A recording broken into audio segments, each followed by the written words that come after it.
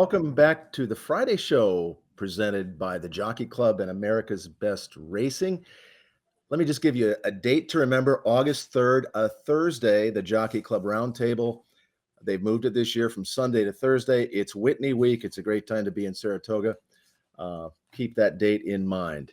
I'm Ray Pollock with Bloodstock editor Joe Nevels, and we have a special guest this week, newly elected to the Horse Racing Hall of Fame in Saratoga Springs, Corey Nakatani. Corey, congratulations very much, and thanks for joining us this week on the Friday show.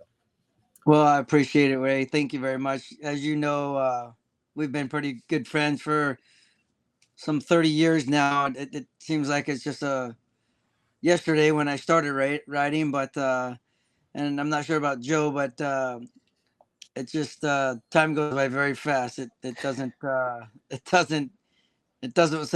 wait for you, I should say. Mm-hmm. So, we saw a video of Fernando Toro being told that he was elected into the Hall of Fame.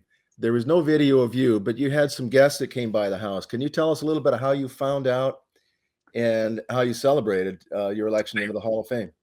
Yeah, so I basically I was out here at the horse show with my daughter Lila, and she's doing her trials and stuff, and it's a little nerve wracking. You're wanting the best for them, and my wife, she was working, Lisa, and so I'm here with Lila, and so she calls me and says, "Oh, Matt's got us tickets to go to the Laker game, to the playoffs." So I immediately called Jimmy Buss and say, "Hey Jimmy, I'm coming to the game. I'll see you at the game tonight," and whatnot. And Jimmy texts me back, "Oh yeah, okay. As soon as you get her, call me." And make a long story short, the day goes by. I get to the house and I'm take a shower, I get ready to go to the game, and we're going downstairs and I walk out the front door to go to the car, and like, where'd my wife go? she was behind me. Like, wait, where'd she go? So I come walking back in, and then all of a sudden to the left there was a big banquet room, and I mean, it was obviously very, very emotional for me. I was had a few tears, and like there's my closest family and friends and all the kids, and my idol Laffit was there, Mike Smith. I mean, these guys are, to me, they're the epitome of horse racing, and not only that, but athlete. To do what they do, riding horses, as you know, and I consider myself one of the better athletes. But at the end of the day, all the injuries, all the stuff that's happened to guys that ride horses, I'm not sure they get enough due diligence, is what I call it. Yeah. The bravery, the horses that they're interacting with to become one, to be able to win as many races as Mike and Laffit, and it's kind of ironic, because what I want to say is, when I first started riding, Fernando Toro was like, he was the senior one in our corner, so I was right next to Fernando, and Fernando says, I think I'm gonna retire, and I'm really good friends with Fernando, so we're sitting there, and I'm like, you sure you really want to do that? Because I'm just starting and I'm wanting to, learn and whatnot. And so he goes, yeah, it's time for me to do it. And then, so make a long story short, Fernando and I, we start playing golf together all the time, and I'm learning how to play golf. Chris McCarron, he took my money, him and DeSormo took my money on the golf course, a little Park 3 tournament thing. And I was like, you guys will never do that again. But just thinking on all the memories, Ray, and it's been it seems like a quick, fast ride, and looking back on it, I think that getting voted in the Hall of Fame, and as you know, I was a very fierce competitor, but at the end of the day, I think it's more about our families. I think my kids have seen the work ethic that I had going into doing what I was doing, what I loved to do, riding horses, and interacting with people and stuff like that. And my wife, Lisa, just is such an amazing lady that she just wants to help everybody. She's doing research on, heart failure, diabetes, stuff like that. And it just, I've been very blessed. Is the Hall of Fame something that you thought of during your riding career when you were active? Like, either, I could be live for this, or just was there a point where you started to think like, this is something that could be a viable thing in the future? You know what? I never thought of it that way. I got up every day at 4:00 in the morning, went to LA Fitness and worked out, to lose weight to be able to ride. And then after I would do that, I would go work horses. And as soon as I got done working horses, I'd put on a sauna suit, run up the hill there in the trail at Sierra Madre. And I was just I was from my early days of playing sports and all the stuff that I did in wrestling and all that. I just always was a hard worker. I always wanted to be the best. I always wanted to be there first, because I was always told you can't do it. You're too small. You're this. You're that. And I was like, I said that I just had the mentality that I could do anything. Um, so when I got into horse racing and I'm riding against all these Hall of Famers, Eddie D, you keep naming down lists: Fernando Toro, Alex Solis, Desormo, Stevens, McCarron, and then my idol Pincay and Shoemaker. You're like, everybody's telling, no, you're not, you can't do that. You can't do this. So one day I was standing there, and I was young at the time, and I'm working for Johnny Longden grooming horses and Laffit I always thought was the strongest finisher on a horse. So I said, what's going to make me better than Laffit? What's going to make me better than Stevens? What's going to make me better? So I figured I'd take a little bit of every rider, finishing, riding the turf like Toro, the bull, and what could make you better? Take a little bit of everybody and try to put it into one. And that was my mentality. And I was very fortunate to ride a lot of good horses. Janine Sahadi, when she was very young and came out of the press box and started training horses. The youngest woman to ever win a Breeders' Cup. There's just so many memories that pop back up. Craig Delahoussaye, youngest Breeders' Cup winner. So it wasn't that I didn't ever think about the Hall of Fame, because I always felt that if my work ethic would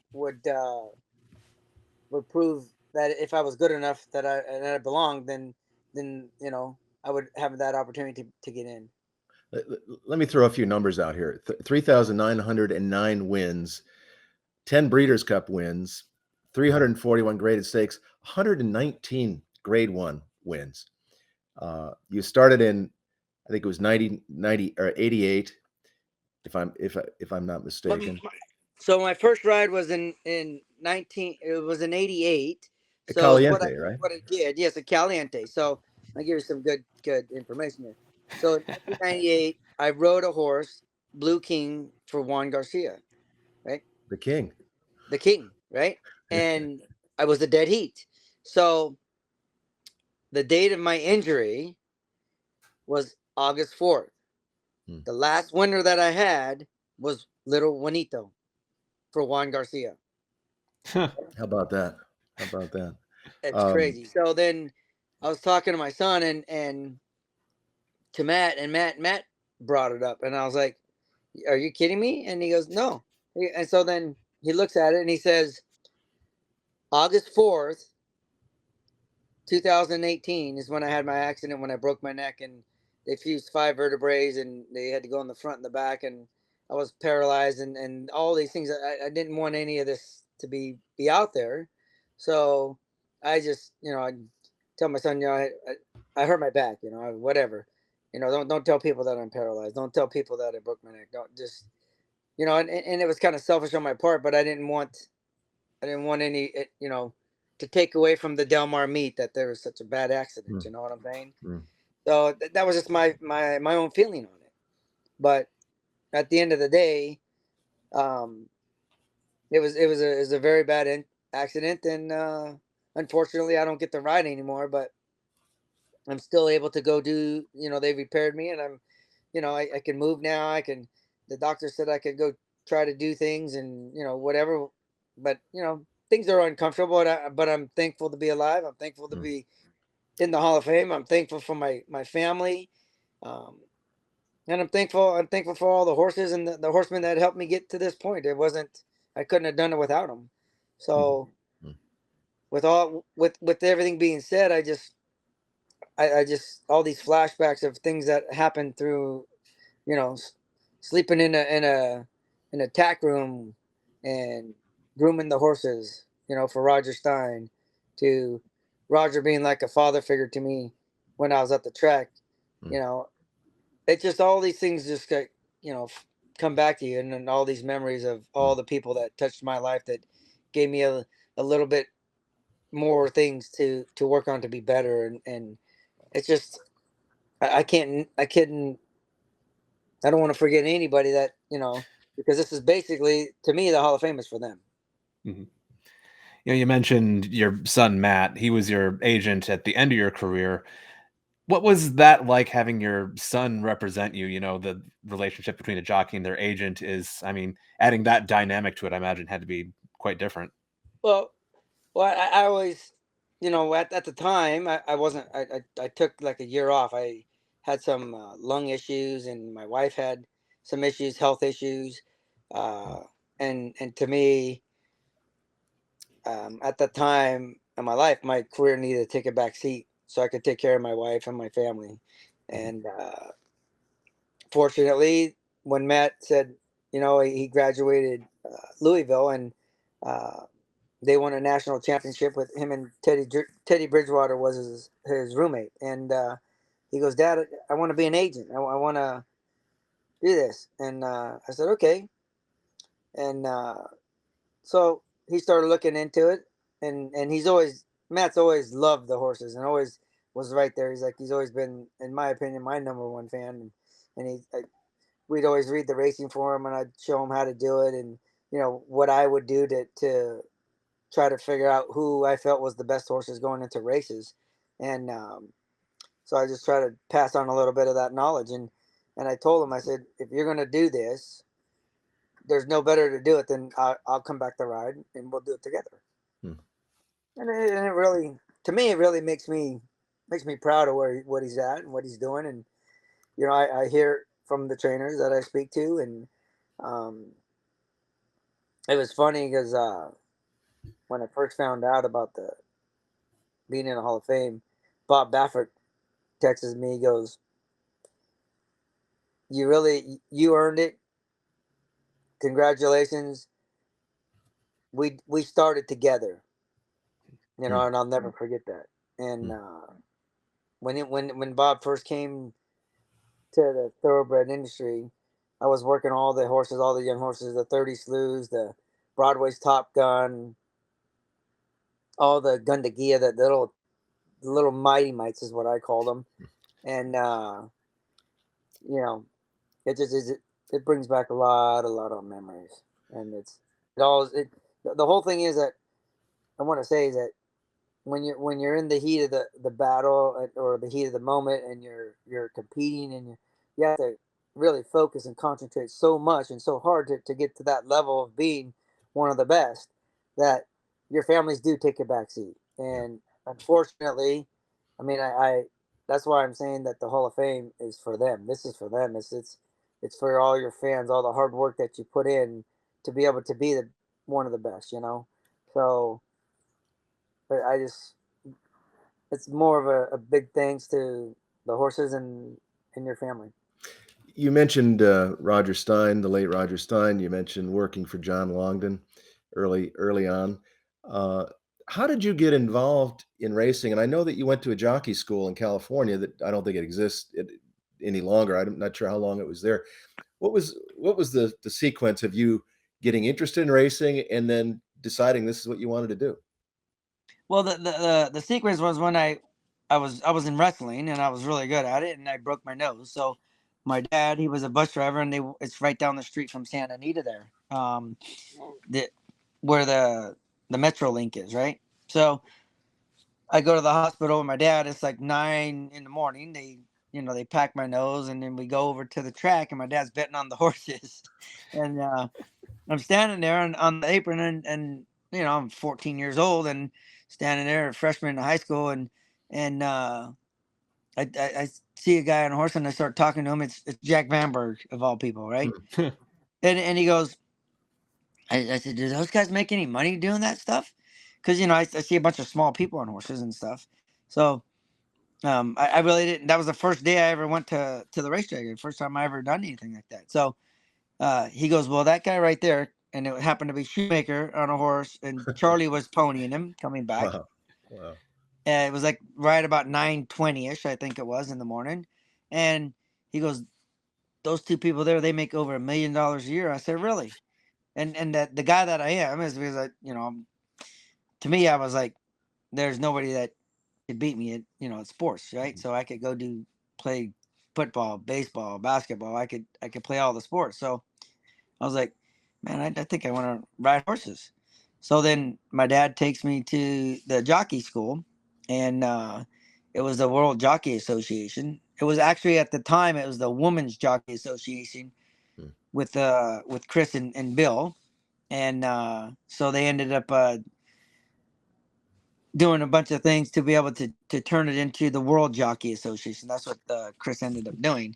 And so when that all worked out, I was able to go there for the summer. And through that one summer, I was like, learning on grooming the horses, learning all that, we had to take tests under the anatomy of the horses, and, how to put spider bandages on, how to, do the medications. I mean, there's a lot of stuff that we had to learn through, Chris's guidance and through the school. So I was able to get a great foundation of how to take care of them first and foremost. And then once we passed that, then you would get to start riding this horse called Blue. And I remember, because it was so hot up there in Castaic, that I was wearing a pair of shorts only and a pair of flip-flops because we were done with the morning. And this is where I met Steve Jacobs and Bill, and we're sitting there, and Steve was a jockey that rode, I think he rode back east a little bit in like Detroit somewhere and places like that. And he would come in on the weekends, and he would give lessons we called them Alfie, which was a bale of straw that you would have to ride before you could ride a horse. You couldn't just go ride a horse. You had to ride a bale of straw first, and you had to, post for 25 minutes. And then you had to, like 2-point on the Alfie without, doing anything. You had to hold your position. You had to be able to ride, have your balance, everything. And then they would put you on this horse Blue.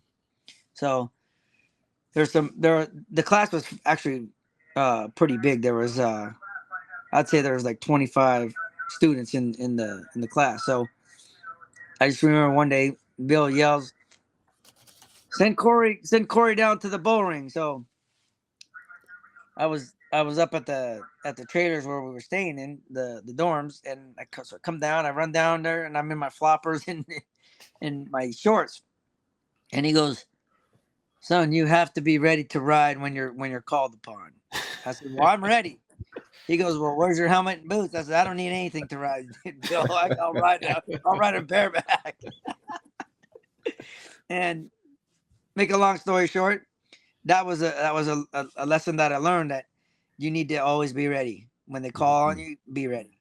So that was the work ethic that I was able to learn from a lot of different people, from a lot of my baseball coaches to my wrestling coach, Quintanaga, to Mike, my football coach, ever since then, I was always the first one there and the last one to leave. And that's what I think it took to get to the point I am. It's like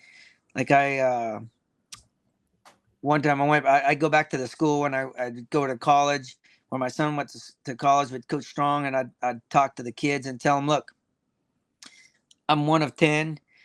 I didn't grow up with anything. I grew up in a very rough area where you had to fight to survive. And I'm telling you right now, it doesn't matter where you come from. If you have the 3 Ds, in my opinion, is what I told him. I said, D's are bad in school, but if you have the determination, the desire, and don't take no for an answer, anything's possible.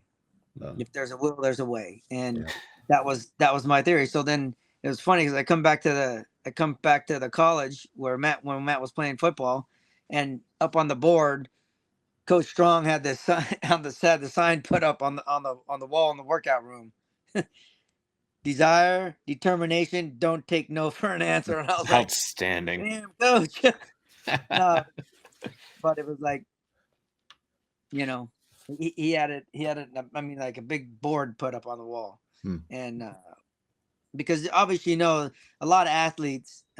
You know, I played golf with Michael Jordan.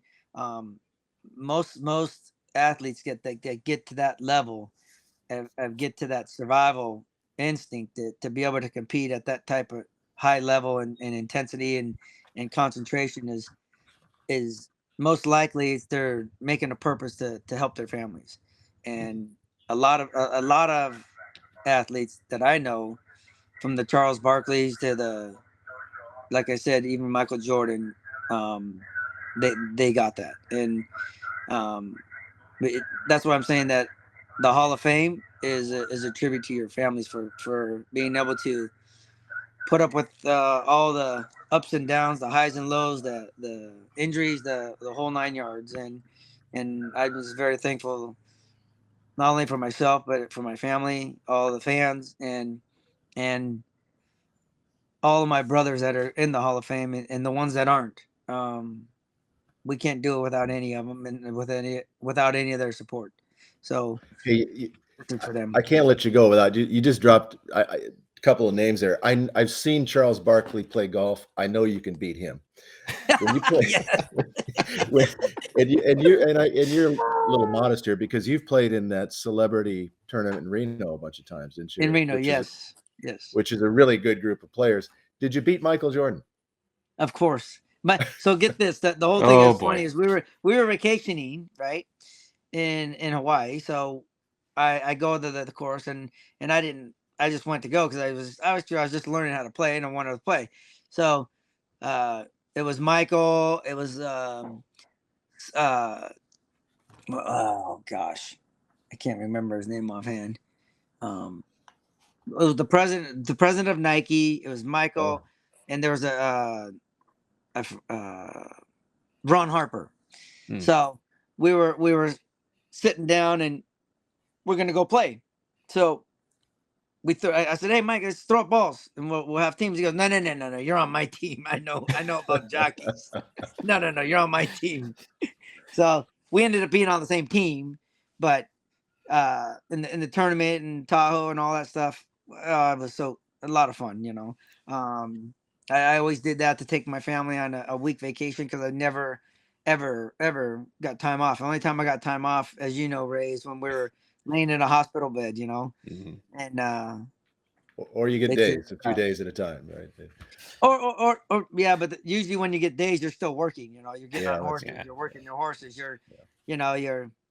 I remember one time I went into the stores because I don't know, there was an incident, and I walked in there, and I said, "Judge," I said, I just wasn't paying attention. I said, "You can give me 5 days," and they wouldn't give me days. And I was like, "Judge, you know, I really deserve days. You know, I should have done a better job." And they're like, "We're gonna give you a pass this time." And I was like, "Oh gosh." I said, I really needed vacation. I was all beat up. You know, I was riding with a broken collarbone, and I was like, "Oh gosh." So, make a long story short, you know, life has been really great. The horses, I love the horses. I got like a little bit of out doing the horses with my daughter Lila, like where she's here riding and doing all the things that, you know, being 14 years old now, and she's jumping close to 5 feet fences. It's like, I don't want to do that, you know. So I'm just helping her facilitate and let her make her mark in the equestrian world. And it's so much fun. It's like, I missed out a lot when I was riding, but at the end of the day, as I was doing a lot of that for my family, and obviously the fans and the horses, and it's got to be a love when you're doing it. Well, Corey, we could go on and on and on, and I really appreciate you taking the time to recap a little bit of your career. You know, we looked at when you broke in. You mentioned some of these guys, future Hall of Famers: Laffit Pincay, Chris McCarron, Eddie Delahoussaye, Sandy Hawley, Gary Stevens, Alex Solis, Bill Shoemaker hadn't retired yet. Fernando Toro was just retiring.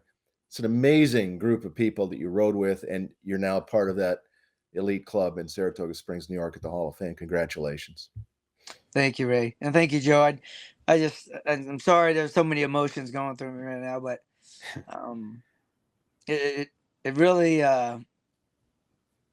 it's really touching, and to be going in with Fernando, who when I first came in the jocks room, who was to me he's not only a friend, but somebody that I looked up to, and somebody that I know deserved to be in there with me, and I'm very, very blessed to be going in with him too. It's just I called him as soon as I was able to tell him and congratulations, and it was overdue for him, and I'm very, at this point, I'm as happy as you could be. Well, that's great. Thank you again so much. Congratulations. Work on your speech for August. And thanks to the Jockey Club and America's Best Racing for their sponsorship of the Friday show. And we'll see you all next week. It's America's original sport, and no one covers it better than americasbestracing.net. From the sport to the lifestyle, the best races, horses, and destination venues, cocktails, gambling, fashion, and more. americasbestracing.net is a sport for you.